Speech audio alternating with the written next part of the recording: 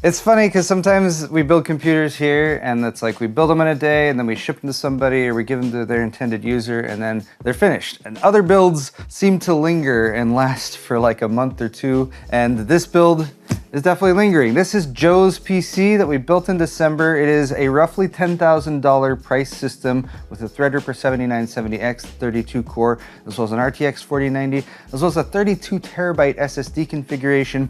We excitedly brought this to Las Vegas at the beginning of January to use to edit our footage there. And after we got it out of the box, it was unresponsive. It was dead. And people have been asking, what the heck happened to that computer? Well, it's been waiting because we then had to deal with a bunch of GPU launches at the end of January. And then I went on a snowboarding trip, which was pretty cool. But finally, now we're gonna take it back out of the box. We're gonna hopefully figure out what's broken today. And then, fingers crossed, hopefully have a functional system that Joe can bring home and start to use.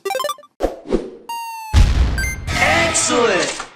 Today's video is brought to you by the Paul's Hardware store on paulshardware.net, the only official source for Paul's Hardware merchandise, tantalizing t-shirts, brilliant beer sets, high-quality hoodies, and more, all featuring the classic thumbscrew for tasteful and refined viewers, or the 8-bit thumbscrew for tasteful and refined viewers who hate curves. New designs are added sporadically and at random, so head over to paulshardware.net and get some of that sweet, sweet merch right now. Or not right now, after you watch the video. Either way. This system was actually a lot of fun to put together. We had to deal with some quirks along the way. It's a higher end build and we were working with the Lian Li 011 Vision case. So it's a very visually oriented case, but we're trying to build a very functional video editing system inside it. So I highly encourage you guys to watch those first two videos if you're interested on how it all came together. One of the main things we had to make accommodations for was the motherboard. There are only 3 current TRX 50 motherboards out for this Threadripper platform, one from Gigabyte, one from Asus, and one from ASRock. We decided pretty early on the TRX 50 Aero D from Gigabyte because it has the amount of expansion slots we need. It has 4 M.2 slots, so we were able to install 4 of our M.2 NVMe SSDs from Lexar there. And then we got a Gen 4 add-in card to install the other 4 NVMe SSDs. This motherboard, however, only has 3 slot spacing for the top GPU slot. And also due to some early miscommunications, we thought the top slot we were going to need to use for the add-in card for the M.2 NVMe SSDs. Thankfully, there have been some BIOS updates that allowed us to use PCI Express bifurcation to install that expansion card in any of the slots on the board. But then what we found out was that there are actually 3 revisions of the Aero D. There's the 1.0, the 1.1, and the 1.2 that all came out in pretty quick succession after the launch. The 1.0 version that we originally installed didn't have sleep, which is kind of a useful thing to have on a motherboard. So to start out today and to get it back into the building of things, we're gonna do a little bit of a mail time section because we have some new stuff that has arrived, not just from Gigabyte, but also from Brian, BPS Customs. Oh, and also this box from G.skill. First off, we have this. Can you tell the difference? This one's shiny, that one's not shiny. More importantly on the side here, version 1.0 for this original box and version 1.2 down here, or revision 1.2 I should say, for this new one. Revision 1.2 actually does have some physical changes. The way I was able to tell is the lower slot here is also reinforced with the Gigabyte ultra durable PCIe slot reinforcement with some metal on there and everything. There's also some added components down here in the corner, which I believe is for audio. But the main point is that we actually weren't sure what went wrong with Joe's build. We have some pretty good educated guesses, and likely it was electrostatic discharge that has actually killed the motherboard on this system. So we're already sort of thinking about swapping out the motherboard because of some of the limitations of the revision 1.0, but hopefully swapping the motherboard will solve that issue and also hopefully get us a functional motherboard in there again. And the questions we need to answer today is, are there any other damaged or non-functional parts of this system? And hopefully we'll be finding that out very soon. We also had a care package from G.skill arrive, and specifically the part from G.skill that we're using in this build is their Zeta R5 Neo DDR5 memory. These are DDR5 RDIMMs. You need specifically RDIMMs for the new Threadripper platform. These are not cross-compatible with standard DDR5 memory, but this is a 128 gig kit, and they actually look pretty nice too. They're fairly low profile, got a little bit of a red accent along the top. So the kit that's already installed here is the one that I was sampled when Threadripper originally launched. Now we have a replacement so that Joe's not taking all of my RDIMM memory. Thanks, G.skill. But that's not all. G.skill threw in some extra goodies. This is their Flare X5 memory. If you're looking for some really solid DDR5 memory to use with the AMD platform, these have AMD Expo settings.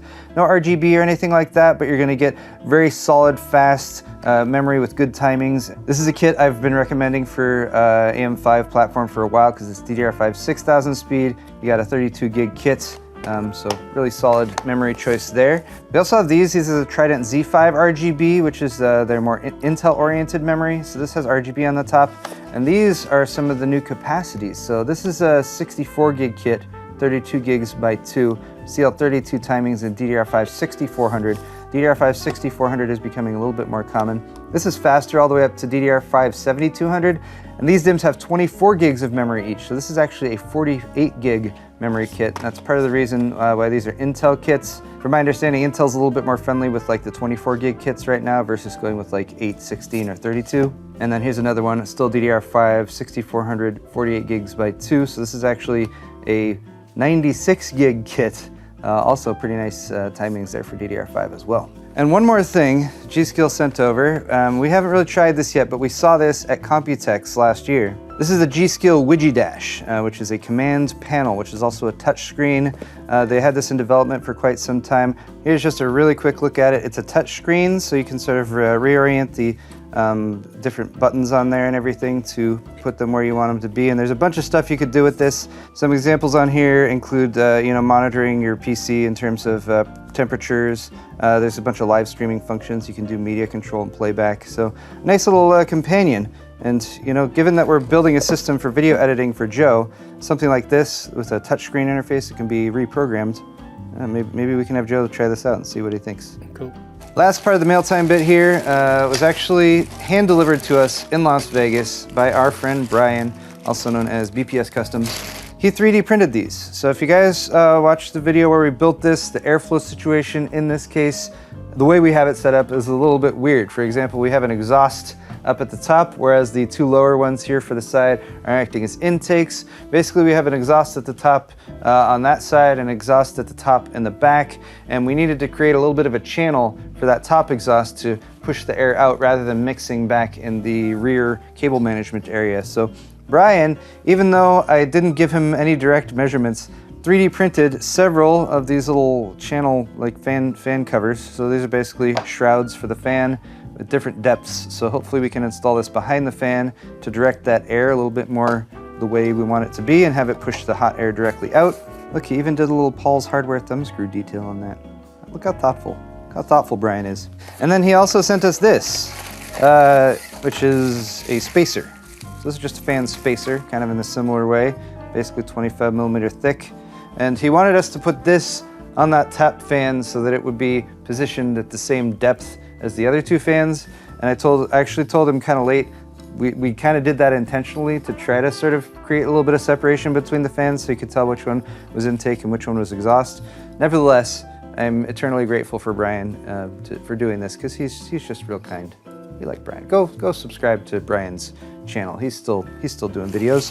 And that concludes the mail time section. Other than that, we only have a few other random scattered pieces because when we got to Las Vegas and the system didn't work, we attempted to do a little bit of troubleshooting with the limited troubleshooting equipment that we had on hand. Basically, that troubleshooting involved removing anything that wasn't mission critical for the system to work, which included like our Lian Li Strimer, RGB extensions. The only thing I did beyond that was to try to jump the power supply to see if I could get it to fire up again. And to do that, I took a twist tie, removed the little metal piece from it in order to jump the 24 pin, and the power supply would power back on when I had it in that state. But when I would plug it back into the motherboard, we were getting no response from the system at all. So that's the situation right now. We're gonna take this apart, do a bit of outside the box testing to see if everything still works.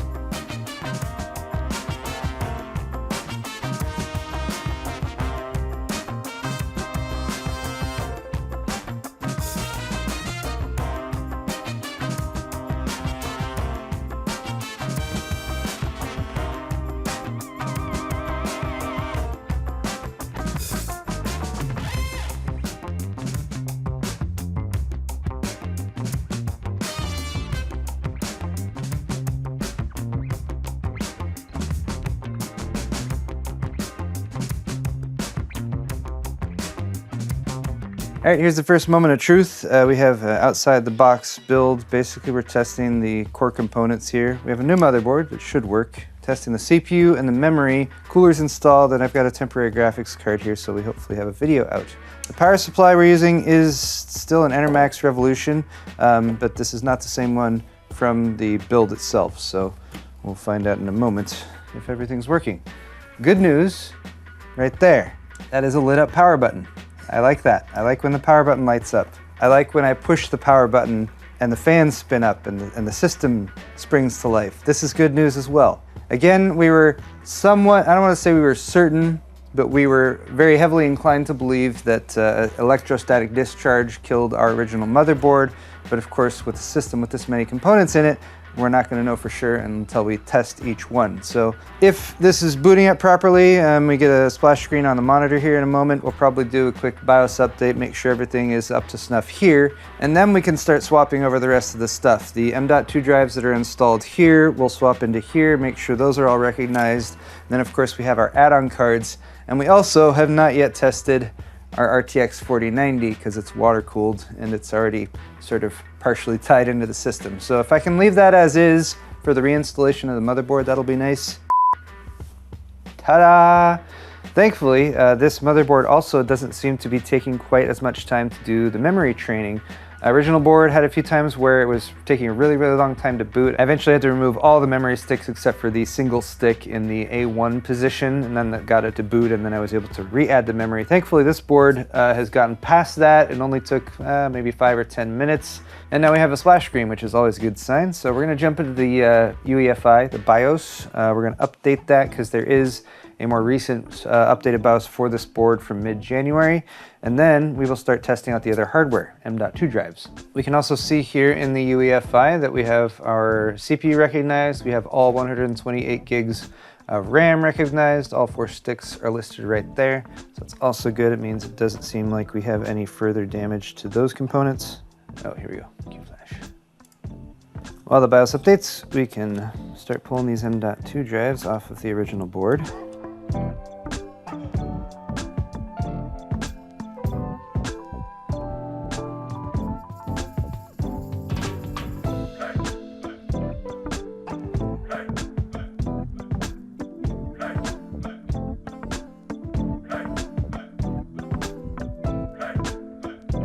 We're getting slightly more bold at this point, so I've gone ahead and reinstalled all of the expansion drives, which means we now have all 8 M.2 NVMe SSDs connected, as well as the 4K 60 Pro capture card. We're still using my standing graphics card because the 4090 is still right over there, and I'm really hoping that's okay. But as long as we haven't grown too overconfident, hopefully all this hardware will be recognized and we can just reinstall this whole setup back into the case. But give it a moment and let's see if I'm right or not. Oh, we have a spinny thing. We have a spinny thing that means Windows might be loading. Look at that. No, don't clap too early, Joe. We still gotta check some stuff. This is good news. Oh, the memes drive. The memes drive survived. Gotta start filling that one up. We hadn't configured all the drives yet. Some of them hadn't even been initialized. Disk management shows disks 1, 2, 3, 4, 5, 6, 7. Should be 8 drives. Oh wait, no, I scrolled. It's there. Yeah. Disk 0. Okay. Somehow it scrolled on me. All right, this is much better news. We have drives 0 through 7 for 8 drives total, so all of our M.2 NVMe SSDs are being recognized. I'm quite pleased that things seem to be pretty much functional as far as we can tell. All this hardware seems to be working, recognized. We got into Windows, all the SSDs are recognized. We've even got the 4K 60 Pro set up. So the last 2 parts that haven't really been tested are the RTX 4090, the MSI Suprim X with the water cooler, and then of course the power supply. So those are still 2 untested question marks. But I think at this point we can install all this back in here and then hopefully it still works.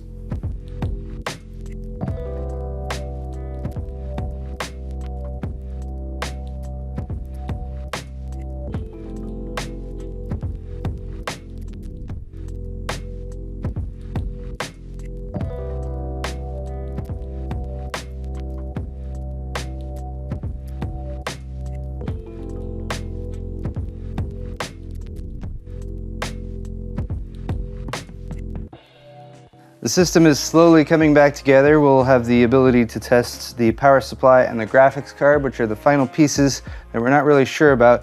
I was looking for the CPU extensions that we had plugged in up here, which is just a little aesthetic touch, some gray extensions I had before. We looked all over for them, couldn't find them in the stuff we brought back from Vegas, and then, oh yeah, Joe reminded me, maybe I just tucked them back in there in the cable management area. There they are. All right, now we can plug these in too. Final steps, and we are just kind of doing a full swing on this last build effort, because again, we're really crossing our fingers that none of these other parts are broken. But final step is going to be to reinstall our Lian Li streamers, those things. On the plus side, a lot of the cables that we had plugged in previously were positioned where they should be, so that it was fairly easy to plug stuff back into the motherboard and everything. On the minus side, this whole area here, which requires a fairly intense amount of cable management, is not cable managed anymore. But that's all right. I'm just gonna plug in our streamers here. That should have everything functionally connected, if not cable managed away. And now, fingers crossed one more time, we're gonna do another test boot and hopefully make sure everything is functional in here. And then we will do our best not to static shock it ever again. With power supply reconnected, we once again have a little red light on the motherboard, which seems to indicate that it's functional. I'm even gonna use the actual power button up here. Ta-da! Oh, that's way better. That's way better than in Las Vegas when we pushed the power button and nothing happened. We have lights on all the fans. Our streamers are not lit up, but you know, we'll sort that out in just a moment. Now we just need a video out. Come on, video card. Don't be dead 4090. Yes. Look at that! Video out, oh my gosh. So I'm gonna let this boot back up again, and then we're gonna attack the cable management area. If any of you guys are watching this video thinking, how do you go about fixing a system like this? I guess the answer is replace the motherboard, and then hopefully everything will work after that. Of course, your mileage may vary depending on what particular issue your system is having, but at least for now, we seem to have this system back up and running. Look at my beautiful cable management. You know, it's a mid-range job. I did a lot of shoving of stuff, but I really like this case's little brackets that you can reposition where necessary. And then I used the Velcro to strap in our two Lian Li controllers. We have one for the two streamers, and we have one that's controlling all their RGB fans. Now, one last thing to take care of, which is our little piece of foam that we inserted right here. This was a airflow shroud that we made for this fan because we have two exhaust fans at the top of the system. This is one, but if this fan is trying to exhaust up here, whereas our radiator for our graphics card is pulling air in down here, obviously you get a mixture of air and that's not ideal. So that is why our good friend Brian 3D printed for us a variety of these little shroudy guys. So let's see which one is the proper depth. Wow, that one looks pretty solid right out of the gate.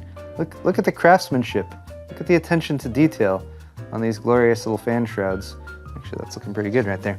So that's the second to thickest boy. And then we've got this one, just a little bit thicker. That one looks like it might be a little bit too far extended. So yeah, I think it's gonna be this one here. And now I just gotta get those screws out of there. I think I need longer screws. So our typical fan mounting screws, just not long enough. Didn't quite have enough length. So we're switching over to these, definitely substantially longer. And we're using nuts this time. Of course, we can use nuts that thread into the screws. We got screws, we got nuts, we got length, we got girth. I don't know how else to describe this. So we can take this from the front side, feed it through to the back side. There we go. Oh, perfect. And we just add the nut right there on top. So it might be a little tight with my fingers, but it'll be fine. There it is. See? When all else fails, use nuts. These nuts. These nuts. Nicely secured custom fan shroud from BPS Customs. Thanks again, Brian, for that. And look, it fits beautifully. Da, da, da, da. Oh, look, streamers are working. Yay, streamers. I don't know what it is about the systems we've built for Joe, but they always seem to be just a little different, which perfectly fits Joe. This one had some sort of quirks with the planning stages because originally we wanted to do all air cooling and then we ended up needing to integrate the water-cooled RTX 4090 from MSI. And even after we finished it and did some testing, which we did at the end of December, there were still some questions. Should we swap out the motherboard for the version 1.2 instead of version 1.0? Should we make any adjustments to the airflow configuration that we have? And while there are definitely other things we could have done to this system to test it in different ways, I'd say especially the airflow is probably the biggest question. We're very happy that it's back up and running again, and we need to get this into the production cycle. Joe needs to get it home and set it up. Hopefully the trip home won't work the same way the trip to Las Vegas did. Gonna be very careful with the unboxing process and everything. But that is all the time we have for today. Thank you guys for sticking with us through this bit of a saga of getting this system up and running. If you're curious at all about how this system performs, I'd say check out Joe's YouTube channel. He does lots of videos all the time. He's very straightforward and very unfiltered, so that's as much of a warning as I'm going to give you, but I'm sure he'll be talking about using this system a little bit more. And of course, let us know in the comment section down below if you'd like to see us revisit this system at all, or if it's just going to be something that starts getting used and then is kind of working in the background. I want to say a huge thank you once again to some of the companies we worked with on this build. Liam Lee, of course. Big thanks to Noctua for sending over the cooler, and a huge thank you to Lexar for sending all those M790 4TB NVMe SSDs, because the 32TB storage configuration on this system is definitely one of the biggest things it has going for it in terms of being a video editing system. Thank you to Gigabyte as well for sending over the updated version of the motherboard, and thank you to Brian for sending over that fan shroud. I think that's a much better solution than that foam piece that we had installed in there before. Guys, thanks again for watching this video. Hit the thumbs up button on the way out if you enjoyed it. I'll post links to all the parts we used down in the video's description. Closing reminder to check out my store at paulshardware.net if you want to buy yourself some awesome merchandise, shirts, hoodies, pint glasses, and more. Joe, it's finally time to take this system home. Thanks for watching, guys. See you in the next one. I'm gonna drive all slow. Drive like a grandma. Yeah.